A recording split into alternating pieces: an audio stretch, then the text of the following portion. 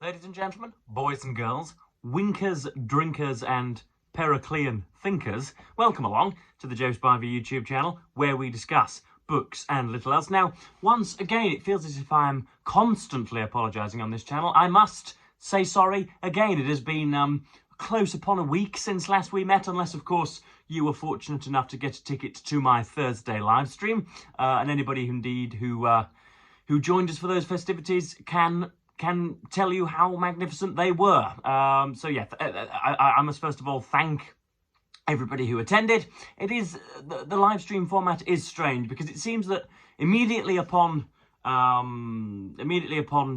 beginning the live stream, YouTube sends your stuff out everywhere so that you get 7 or 8 people who have never made contact with you before, and because I am such an egregious figure in so very many ways, that shocks them, and it for some reason facilitates insulting behaviour. And so for the first 10 or 15 minutes you're sort of fending off some barbs from unknown people, a few people from Bulgaria and Tunisia and Bavaria, or people who are ignorant of this channel think it necessary to go heavy in the comments. But then magnificently you get the sort of 5 horsemen of male booktube.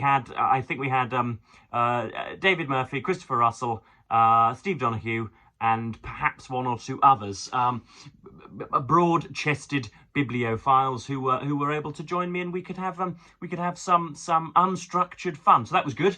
And what else am I here to do today? I suppose this is just a regular catch-up video. I felt like pressing the button, seeing the blinking red dot, and excoriating the world. So England are playing India in the cricket, and it's looking to be a 5-day affair. India have 1 bowler who is the best player who has ever breathed or metabolised gluten, and England have 7 or 8 very good players, and it's a battle between those 2, essentially. Can Jasprit Bumrah, who trots to the crease, bring India back from the abyss, or will, inevitably, slowly by degrees, England gain victory? That's the question that's being asked at the moment. And there was a sort of deeply personal matter that's been troubling me over the last 2 or 3 days. I suppose it is deeply personal. And if this was another content creator who was sort of sullying the microphone with their spittle, then I would probably be frowning at the screen. So in other words, I'm not going to make this a venue for my heart-wrenching stuff. Nobody has passed, nobody has died. Everything is fine. Goodness me, I'm really struggling today, aren't I? Everything is fine, but I'm simply put, I'm showing vulnerability, aren't I? Shaking with vulnerability. I'm not going to. I was going to, about 5 minutes before clicking record, I was actually going to share some of it, but I'm not going to bother. We're going to move on with other things. So I do have a very brief review of Donna Tartt's Secret History. I have tried to do this review twice now and have failed because, again, the words fail me, and concentration wanders, and the mot juste, in other words, the perfect phrase and the best way of analysing it simply will not come to my tongue or my throat, and so I've been putting it off. But I better concretise and immortalise my thoughts.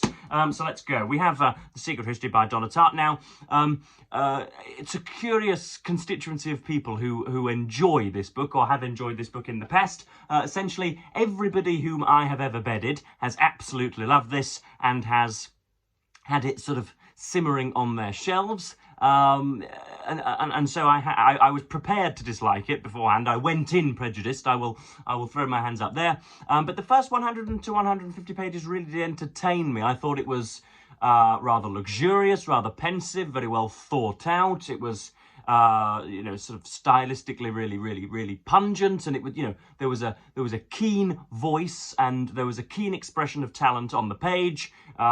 Stuff to rank amongst and to rival the best writers who have ever used the English language. And so I thought, goodness me, you know, tables are going to be upturned. I'm going to like Donna Tartt. And then, unfortunately, the plot became plotless, if you know what I mean. It lost all of its energy.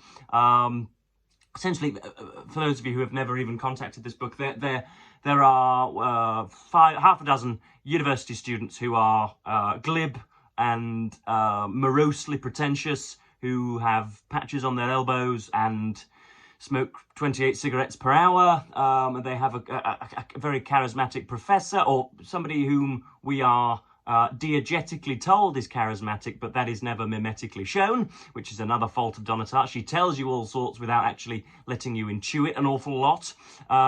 They have a very charismatic professor, the type of, as per usual, as I've mentioned these people before, the sort of teacher who doesn't wear shoes, who will happily discuss Descartes rather than the curriculum, who will quite often let you ride camels during the lesson or whatever. He would let wild animals run free. And that's who Julian Morrow is. And all is going well until, again, am I going to spoil the plot? I don't really know. Such little thought have I given to this that I'm not sure. I should imagine that I will not. No, so there is an inciting incident, I think is the phrase, an inciting moment, and that means that they have a problem on their hands, simply put. Blood has been spilled that night, and there is one individual who was not present who is then sort of quietly blackmailing the rest of the group almost, and so they must be done away with, and yet it never really comes to a climactic head. There is never really a big moment. There are bits and bobs of suspense, but you sense not only that readers, myself, yourself, and millions others worldwide, the world over, should be bored by this, but also that Donna Tartt herself is particularly bored by this. This is the least even book, or most uneven book, that I've ever read. The first pages stank, it was very, very obvious in the first 150 pages that Tartt was loving her work, and then for the latter three quarters it was frankly abysmal, and I couldn't wait to finish it. I was counting down the pages, which is the opposite of entertaining, as I'm sure you'll agree. That was it was complete drudgery. So I won't give you any examples, but there we are. That's the secret history. I think I called it on my Instagram moronically overrated, and yeah, obviously I'm not going to come with a barrister's fat wad of justifications for that, because I am the critic and writer of my generation who need justify nothing, okay? You will just have to believe me. But yeah, it is, I think, what should we say? It is typical of the thoughtless, trend-driven 21st century that a book like this is prominent. I know that it came out in 1992, but I think since the horrendous SARS-CoV-2 pandemic of 2020, it has received an awful lot more attention on the short-form content platforms, the TikToks, the YouTube Shorts, the Instagram Reels, and all the rest. So yeah, and of course I can't really mention The Secret History without also taking a moment to consider dark academia, because I myself adhere to some of those dark academic precepts. So a love of intelligence, but it is dark academics love intelligence for intelligence's sake. The prioritization of the classics, not myself a big classicist. I cannot summon the interest. Again, I've mentioned this before. I cannot summon the interest in Greek mythology. Oh, I'm the god of hair trimming. Oh, you are you? That's really interesting. Are you 300 foot? Are you 3 foot? Just how much impact do you have on the lives of those down below you? Oh, I'm the god of roof tiling. Oh, how are you? That's brilliant. Oh, I'm the goddess of toe clipping. Are you? Oh, isn't that a great fount of meaning? No, it is not, simply put. So I can't quite get my head around sort of classicism or the classics either. And of course there is a sort of there is a perfunctory hedonism about all of these dark academics as well. It's born from a bit of Hogwarts and other what should we say, other oaken institutions, and so of course I am hereby offering my heartiest disapproval of all of it. It is born on short-form content platforms, and therefore does not survive 10 or 15 minutes scrutiny. And I should say that people who feel that Donna Tartt's writing is the best thing since the proverbial are bereft of other examples. In other words, if you think Donna Tartt is entertaining, then I have got 17 or 18 other authors who will blow your socks off. So there we are, that's the coverage there. I know that if I dedicated a whole video to it, if I'd have quoted 17 sections, if I'd have sort of commissioned character dissection, then I would have had 1,300 trillion views and would have been given 200 sterling for it and would have had loads of subscribers and I'd have been the talk of the town. And yet I don't really want that and I don't really crave that, and I can't be bothered to do so. So yeah, it was actually a very, very enervating read, and Donna Tartt has contributed to my bookless week. I haven't actually really thumbed very many pages at all. But one thing that I have done today is look through The Assassin's Cloak. We are back down our cavernous epochal route to the 23rd of June in different decades and years. Now, there are very, very many entries for the 23rd of June. All of them, well, some of them quite interesting, some of them not. Now, we need to pay close attention to the first two entries here in particular, because they strike very different tunes, but we will carry on regardless. So we have, on the 23rd of June, 1761, a man by the name of Thomas Turner, whom I haven't bothered to research online, talks about the untimely and unfortunate death of his dear wife. So, yes, gather some tissues and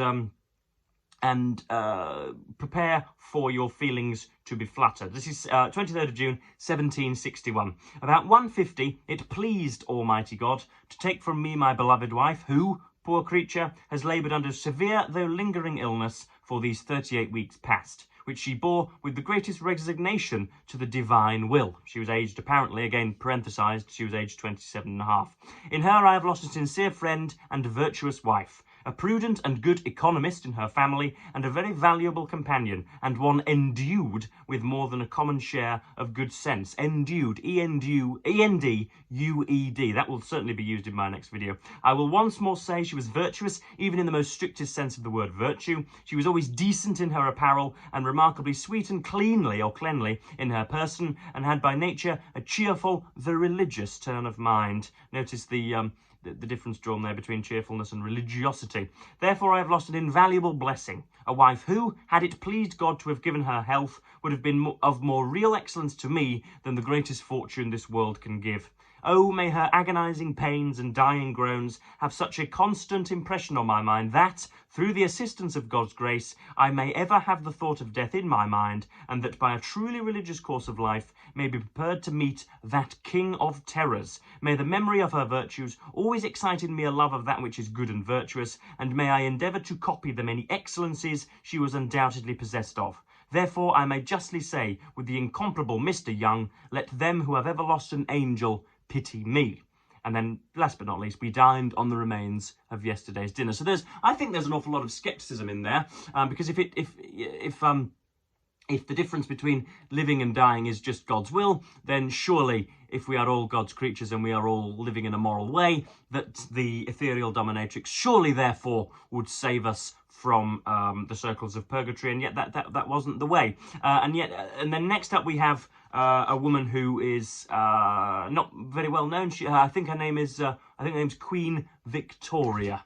So she must have been some sort of monarch at some sort of period. Writing in 1894, very soon after I got to my room, I received the joyful news that dear May had been safely delivered of a son, who would be the future Duke of Windsor, a fine, strong child. What joy, what a blessing, how relieved and thankful to God I feel for this great mercy. So there you have a religious believer who thinks that God just simply delivers very many benisons and attributes all positive action on earth to the capital D, capital W, divine will of a ruler.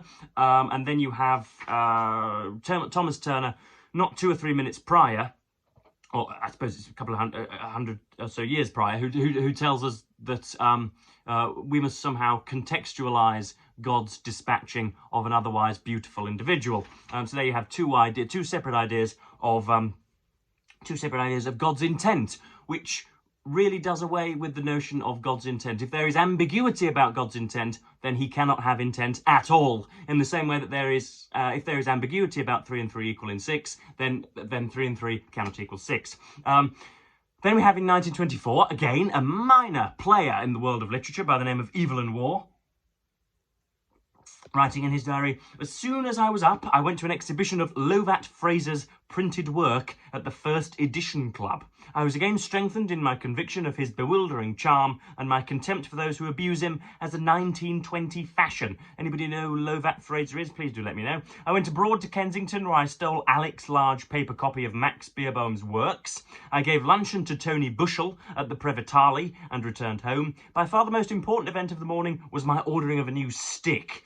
Now, stick in cricketing terms is a colloquialism for batting, but I'm sure Evelyn Waugh means oh, he may mean the same thing. "I tried to get one as like as possible to the old one, but found nothing so beautiful, and indeed I think it would have seemed to me rather indecent had I done so. The one I have chosen is of English oak, but lighter and a little longer than my other one. I'm having a small golden plate about the size of a shilling let into the top, engraved with my name and crest. Dearie me. I think it will be a success. I arrived home to find a wire from Alistair Graham asking me to meet him for dinner at the Previtali. We had a quiet and pleasant dinner and wandered down by the way of many pubs to the Embankment and back in the same manner to the Café Royal.